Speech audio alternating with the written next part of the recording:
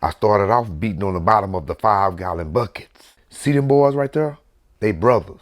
They'll fool on them buckets also. And that's back from the San Antonio Street days, before they moved to George Street.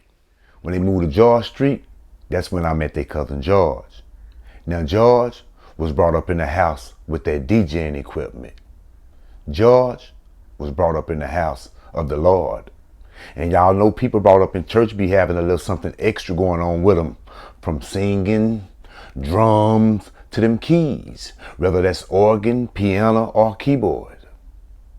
Well, me, I've been writing songs since 1986. That's right, 1986. The first song that I wrote was You Be Illin' by Run DMC. Yes. The first time that I heard hip hop and knew that I wanted, that man said that woman don't use no seasoning on her chicken. He said the chicken tastes like wood. Yeah, Sugar Hill Gang. That's back on the vinyl and 8-track. Yeah. And if you know vinyl and 8-track, there was no rewind button on them. But when them cassette tapes hit. Watch this. This tape here owning some of these niggas out of here. Where the screw tape? Where the screw tapes? Uh-oh. 1999. Uh-oh. Yeah, my nigga got the That nigga got the... That nigga got... What? Yes, Lord. You gotta get it, nigga. What? Yeah, you gotta get it. Yeah, I don't think these youngsters don't know nothing about that right there. The great Sure, tape. right. They don't know... what is the tape? The cassettes allowed you to play, listen, pause, write, rewind. I repeated the process until I completed the song. Well, during the writing process, I discovered the pattern, how the words at the ending was the words that was rhyming. I made this beat, I wrote this song, I made this platform to put you on. They gave us the internet so we can look up the unknown. Don't know what all you heard about Marlin, louder that's wrong. Gorilla, King Kong, big balls, ding dong. I quickly figured out all I have to do is replace the words with my words. And from there, I started practicing. Every record, every cassette tape that had an instrumental on it, I was on it. I was jacking for beats before Ice Cube came up with that song, Jacking for Beats. Well, George had his musical upbringing. I had my musical upbringing. We brought them together. 7th grade year in school, I signed up for band. The 7th grade was my last time beating on a 5-gallon bucket. Unbeknownst to me, George signed up for band. I signed up to be in percussion. George signed up to be in percussion. So, 7th and 8th grade, we was like drumline before Nick Cannon. Then we went on to high school. In high school, George was blessed with a Korg keyboard. Ken Tatum had to talk him into reading the manual. Not pamphlet, not booklet, the manual. Boy, I read that manual and went crazy. Gonna come rolling up on me at school talking about, hey, come by the house, man. Later on, I want to show you something. I went by that boy's house. That boy was waiting on me like a security guard. George pressed play. I heard that beat. I immediately knew this is the year I would be in the talent show. Yeah, Marlin High School, that same high school. Yeah, I'm gonna be in the talent show this year. Yeah. But the thing was this, I didn't want to perform by myself. So I asked George if he would take to the stage with me, which he politely declined. And I don't blame him, because this is not the Sunday Easter speech in front of the forgiving church congregation. This is Marlin, Texas. You mess up, they mailing you. But with some reassurance, some persuasion, I was able to influence George into allowing me to be the first person he ever hit the stage with. Just like he allowed me to be the first person to ever rap on those platinum beats. Well, this one year, this group from Fort Worth came down to the talent show. Their name was Tim, Latson, Mark, AJ, and Carl. they performed the song We Want Easy by Eazy-E. When I tell y'all they smashed, the fact that they wasn't from Marlin and won speak much of their hunger, their dedication, as well as their talent. I know, because I was in attendance. Now these many years later, I'm sitting with George, better known as Slugger. Yeah, Slugger and myself is sitting in a slot to go on stage next. And all I'm thinking about is how the Footwork Group did a very popular song that everybody knew. Tell them who you came to see. Easy. They had everybody in the crowd singing. Now here we is with these new words we done wrote, ain't nobody heard before. New beat Slugger done made, ain't nobody heard before. So I'm already knowing ain't nobody finna be singing along. Uh-oh. They done called our name to go on stage. Slugger hit play. I started off with the hook. Before I made it to the halfway part of my verse, them people pulled the extension cord. They pulled the plug. When I tell y'all the audience got out their seats and flooded toward the stage, they pulled the power to restore order in the building. At that point, did I see the power in music. How that one microphone and that DJing equipment. Okay, DJing equipment consists of amplification and speakers, which allows your voice to be heard over the crowd, the audience, the people in attendance. Well, we was allowed to start on from the beginning. When I tell y'all we turned the building upside down, it felt like time slowed down. There was only one microphone, so when I finished the hook, I had to hand in the microphone. I handled the microphone like we were part of the Temptations. He immediately went to eating.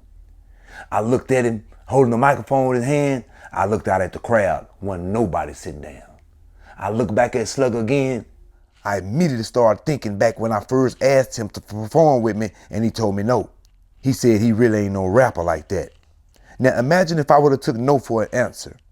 Instead, I'm looking at how his hand holding that microphone, which allowed his voice to be heard over the crowd, the audience, the people in attendance, not knowing what the future holds. Today, he go by the name of Minister Slugger, and he still got that microphone in his hand, but today he speak music to their ears, words of wisdom, words of encouragement. He's very inspirational, and he's definitely a Marlin, Texas mentor. Now, why am I mentioning Minister Slugger? Because he is a part of my beginning. First movie filmed in Marlin is about a highly influential African-American blues singer and guitarist.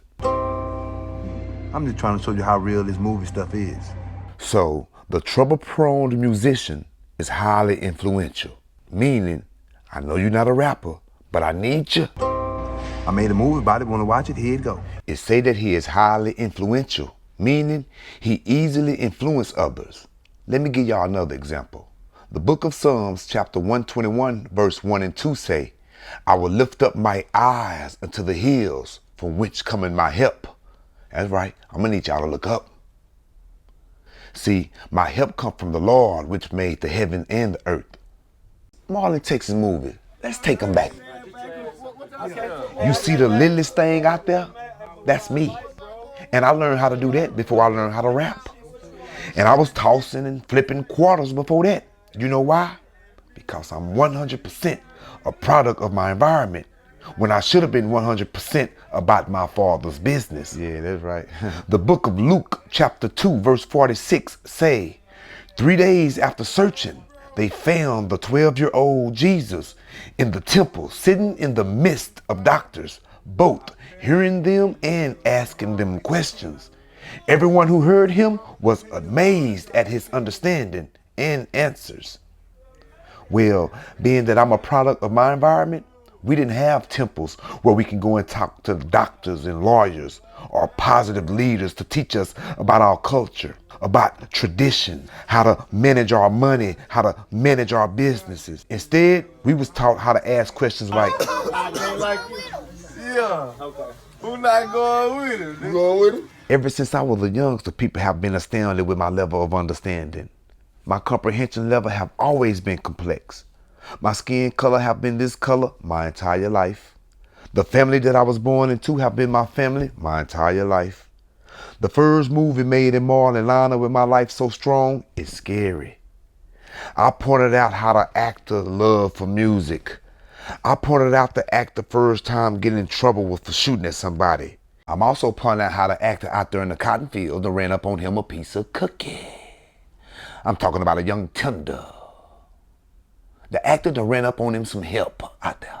Yeah, he got plenty of help out there with him. That's why the actor cotton field looked near bare, empty.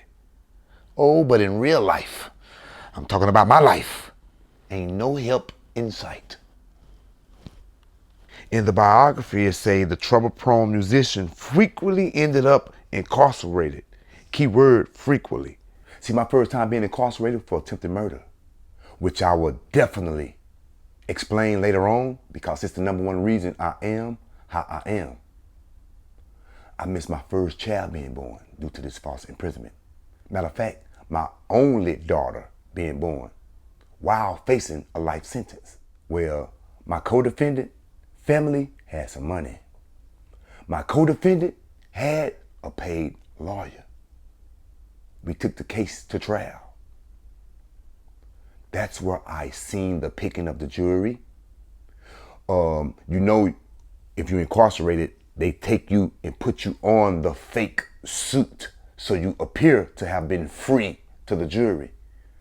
Well, during jury selection, when the jury was coming in, the jury read between my button-down shirt, I had the Riverside County Jail t-shirt on under, and the jury read so they asked, are they incarcerated? So they had to pick a whole new jury. The one district attorney, her name was Linda Dunn, she asked the jury, anybody here have they NRA, National Rifles Association? 3-4 people raised their hand. The DA immediately removed each one of them. And I was like, why she? Whoa. Because if they NRA, that means they National Rifles Association. That means they probably believe in self-defense, which that's what we done, which was defended ourselves. The district attorney kicked them off. So there I got a chance to see the chess game that's being played. You understand what I'm saying? She's trying to set it up to be able to find us guilty. Our lawyer job is to prove that are innocent, which he did. And it planted a seed. Because fast forward to 2011, when I was illegally stopped in McLennan County, city of Waco, Texas. See, Waco, Texas have an extremely dirty system because they have a large amount of people who don't know. When I was incarcerated in McLennan County Jail, the difference between McLennan County Jail and Riverside County Jail, night and day. See, California, politics begin in the county jail, not the prison. See, when I first got locked up, I was in a 60-man tank. You had 15 beds for the blacks, 15 bunks for the Mexican, 15 bunks for the white, and 15 bunks for the Pisces. Pisces come straight from Mexico. I ain't know nothing about that. But I quickly learned. You hear me? Yes, things are very different out there.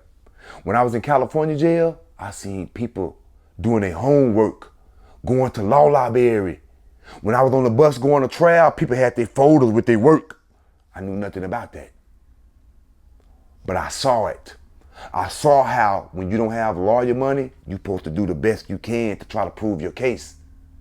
That's why when I got locked up in Highway 6 jail in Waco, Texas, I wasn't playing no games. I look over there, see people playing dominoes, people playing knock, spades, they playing football boards. I don't got time for none of that. Yes.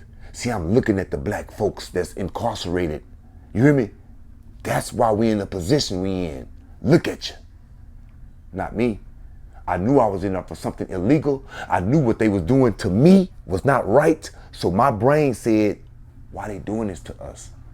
Why am I being treated this way? And I quickly realized I'm being treated this way because I don't know. Remember when you was incarcerated in California, them boys was in them books. So I immediately started filling out paralegal forms to get case law and study up, get more familiar with what's going on in my life. And that's how I came up with Bless Your 10 Commandments. Well, the other part of the movie where Lil Belly was released from prison and he was reunited with his daughter. Let me explain to you all how I was released out of TDC, Houston, Texas, and my daughter came to see me.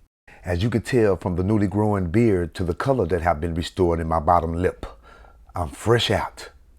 Just as the Hollywood movie showed him reunited with his daughter, my daughter and I reunited.